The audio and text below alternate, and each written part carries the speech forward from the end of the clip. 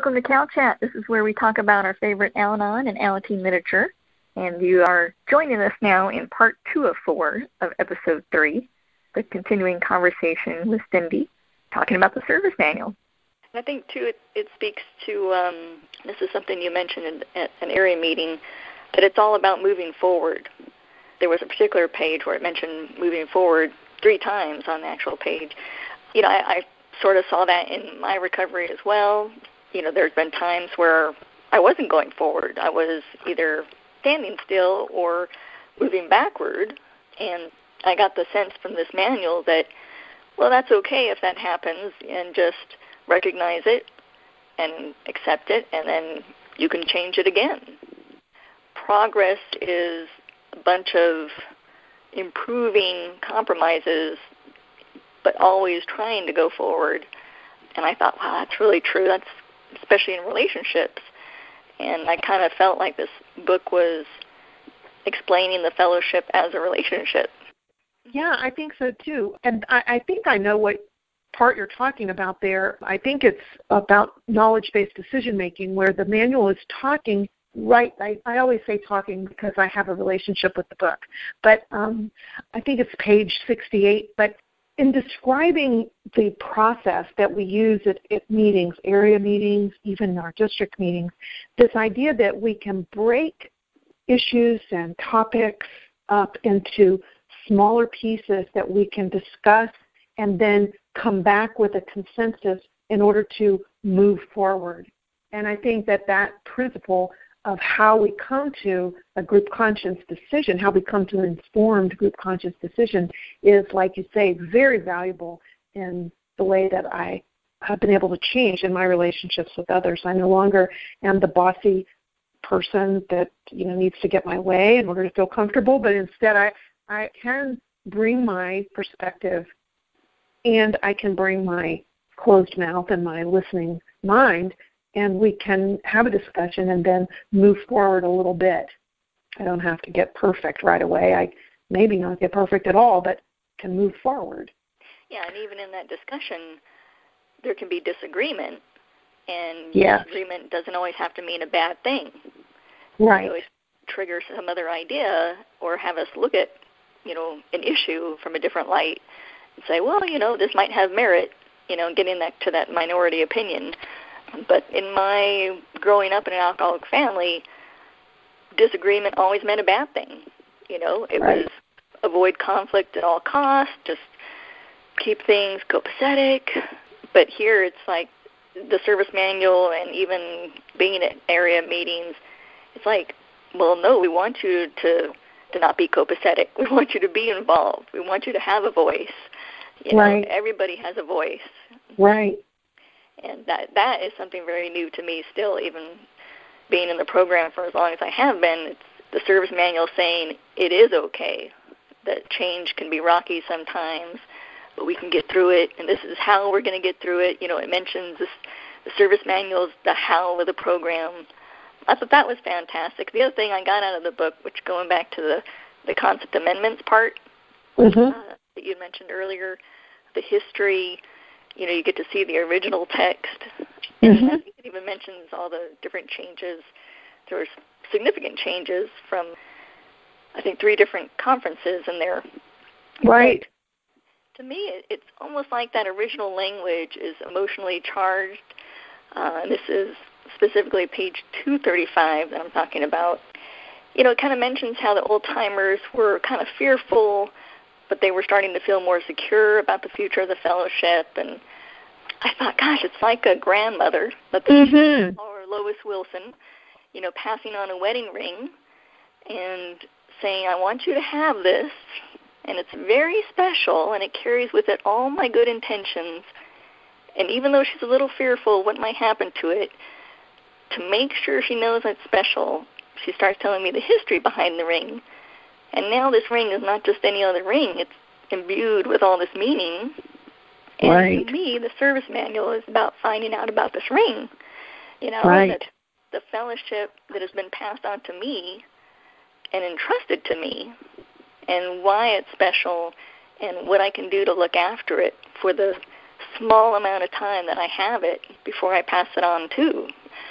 And right. I found that I was more emotionally moved by the service manual than I ever thought I would be, to the point where I'm just, after reading that concepts amendment, the ending part of it is such a great line, and even the ending, the very last line here of paragraph 3 on page 235, such a powerful line. And it doesn't even do it justice to paraphrase that line here on the show. I'm hoping that the listener will go grab the service manual, open up page 35 to look at that line, because it's just so impactful, that what they were hoping for this fellowship and my responsibility now as a member with the fellowship. I think what's so wonderful about the service manual, reading those things, talking about old-timers and the handing on and what we have, as we move through life and as we move through recovery, at some point, unknown, we become that old-timer. And it's not just if you've been in the program for 30 years. It's not just if you're now in your 80s and you've been here 50 years or whatever. It's more about this opportunity to be part of something bigger than ourselves. Mm-hmm. And it is not the kind of, success or belonging that you get in the outside world and in some of the places of employment and other vocations and things that people do, and they bestow on you these accolades. But anybody, everybody who participates in Al-Anon and goes to meetings and studies these steps, like it says, and does these principles, uses them in their lives, is a part of it.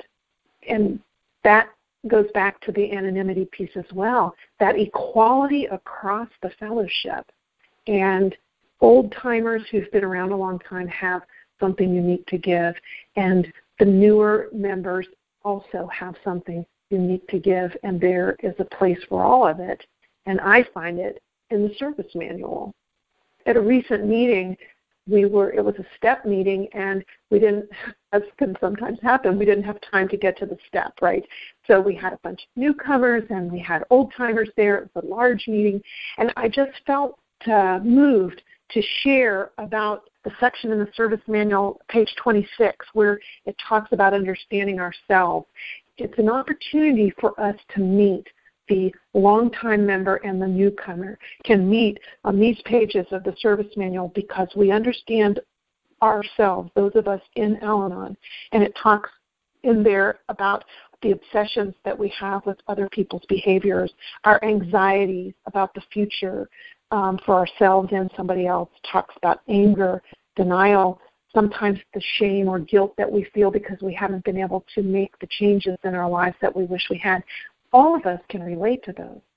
All of us sitting in a meeting, whether you've worked the steps 100 times or never even heard of the steps until tonight, we can meet there at that part of the service manual. And I had a longtime member come up to me after the meeting and say, I have never read that in the service manual. I can't wait to go home and read it. And I think that that's really great for us to look at this book in a different way, whether we're new or old, or just to see how we can meet together in this fellowship. And I think sometimes in our, and I can only speak for myself. I'm certainly in no way criticizing anybody else at all. But sometimes in our desire to help other people, we can shove books at them, or, you need to do this or you need to do that. I think it's very helpful for us, and I feel like that's what the service manual is telling me, that I am also obsessed with other people's behavior. I, too, have anxieties. And then that wonderful part on page 27, it's got it in bold, help and hope. This is Al-Anon. Al-Anon is the help and the hope that we're seeking. And, gosh, doesn't get any clearer than that in terms of the recovery that I've been able to find in Al-Anon.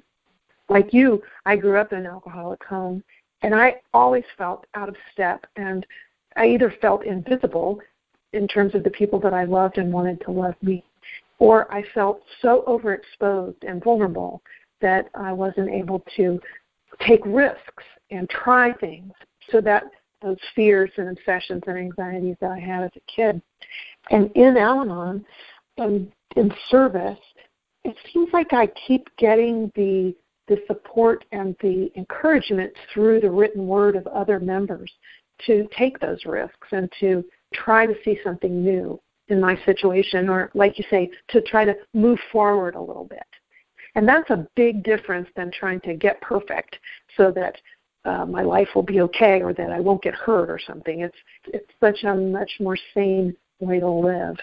And I hate to cut it there. I know it's so good. This is the end of part 2 of 4 of episode 3.